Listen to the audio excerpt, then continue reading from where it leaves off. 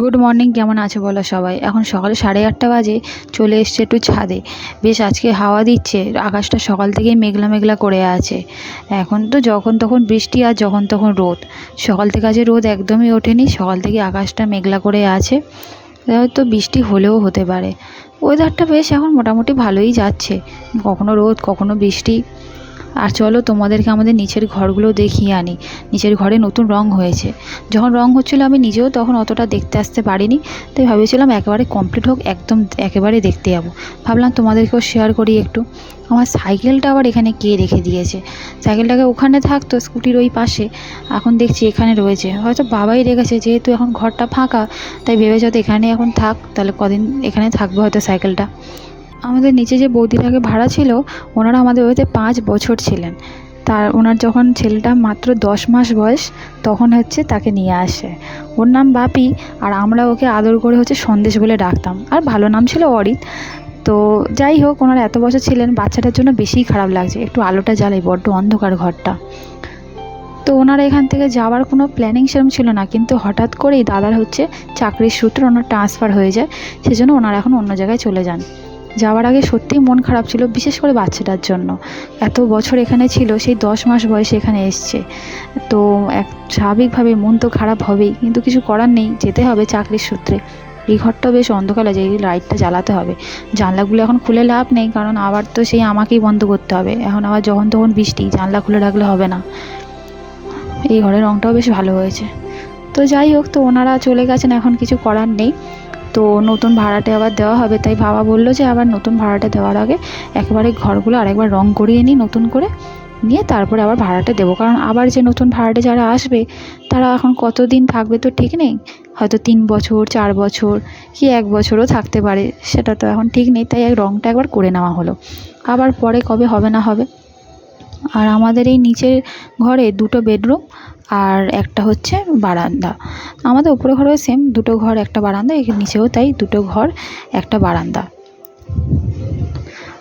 এই ঘরটা আলোটা নিভিয়ে দিয়ে যাই, সব লাইটগুলো নেভাতে ভুলে যাবো, ওই জন্য আগেই লাইটগুলো নিভিয়ে দিলাম। আর হ্যাঁ, নিচের ঘরে যারা ভাড়া নেবে তাদের রান্নাঘরটা এইটা, এই সামনে বেরিয়েই এইটা রান্নাঘর। রান্নাঘরটা এবারে একেবারে রং করে দেওয়া হয়েছে।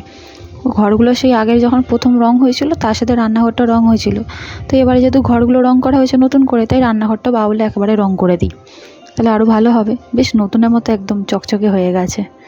আর এই পাশেই রান্নাঘর, আর তার পাশেই একদম বাথরুমটা। বাথরুমে বেশি কিছু কাজ করা হয়নি, শুধু এই দরজাটাকেই চেঞ্জ করা হয়েছে।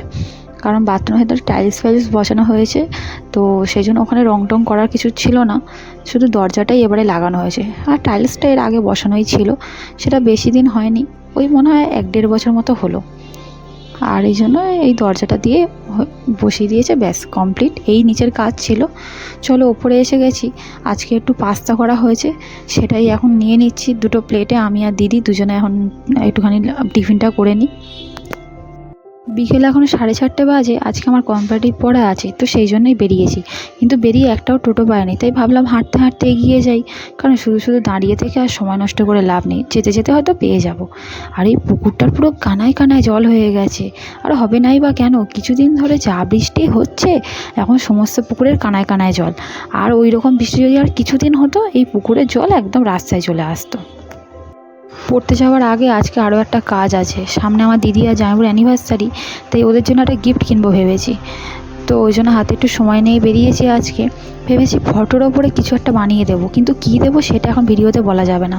কারণ আমার ভিডিও বাড়িতে সবাই দেখে, তাহলে তো ভিডিওর মাধ্যমে ওরাও জেনে যাবে।